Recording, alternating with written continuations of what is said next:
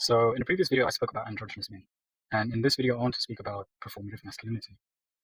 You always see these posts on social media about performative males and how, these performative males will read feminist literature and drink matcha, and, they have this particular style about them. They're trying to be more attractive to women by appealing to the female gaze. So they'll do these things that people consider performative. And, I think that's a bit problematic because, I mean, like, what's wrong with reading feminist literature? What's wrong with drinking matcha? Not everything is performative. Some people genuinely enjoy drinking matcha. I've never drank matcha. I've also never really read feminist literature, but I would be interested in reading feminist literature. Right now, I'm busy reading philosophy. I'm still finishing Thus Spake Zarathustra by Friedrich Nietzsche. But I wouldn't be opposed to reading feminist literature. So would that make me performative? Um, like, so it made me think about just masculinity in general and how, like, a lot of men will put on this facade and try to act bravado or very macho or overcompensate for some insecurity by appearing overly masculine. You can just be yourself. I think I've said this in the previous video, and I'm going to say it again, because it's really important for young men to hear this, because if you look at the statistics right now, young men globally are becoming more conservative and young women are becoming more progressive. So I think a lot of young men would benefit from this, because, there were even other studies that were done where they showed that young men are now more conservative than their fathers or their predecessors used to be. And I'm embarrassed to say this, but there was a point where I was very conservative. It wasn't even that long ago. It was in 2025. So I used to be a very conservative individual.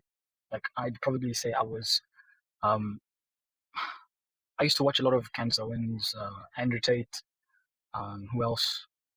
Ben Shapiro. I used to watch his videos at some point, but then I stopped. And then I also used to watch Michael Knowles, and I used to watch all of Andrew Tate's friends. I used to watch their videos. Those of them that do make videos, I used to watch their videos. And, I used to try to act very masculine. I used to try to dress very masculine. But then, one has to ask themselves, what is masculinity and who gets to define what masculinity is? Because what we consider masculinity today may have not been considered very masculine in the past. It may have been considered feminine, or it may have been considered overly masculine.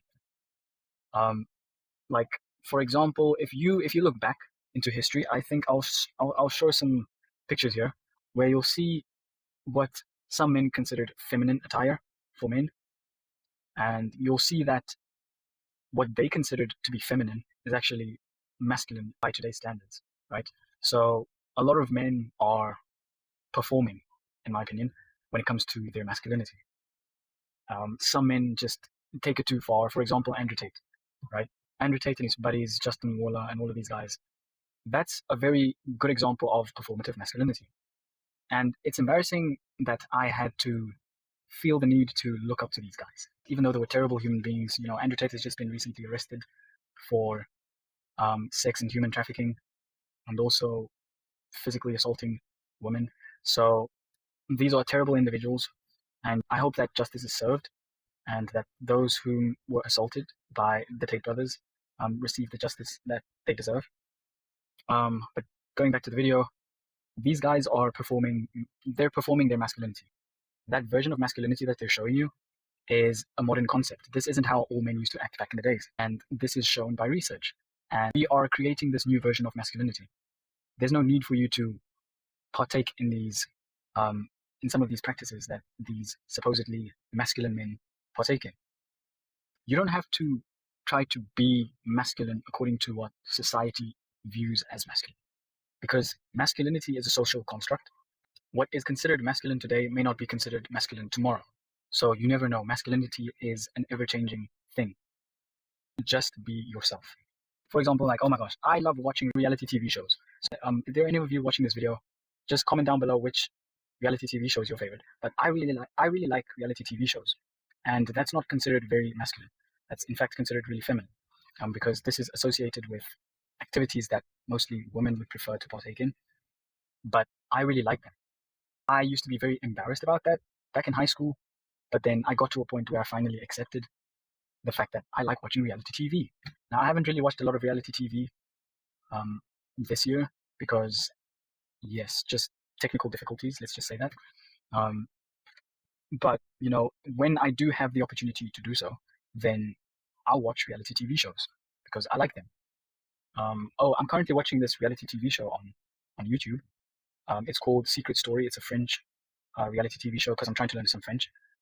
But yes, um, that's not the topic of this video. But um, what I want to tie it to is just masculinity and how you don't need to feel forced to act a certain way just to please other people.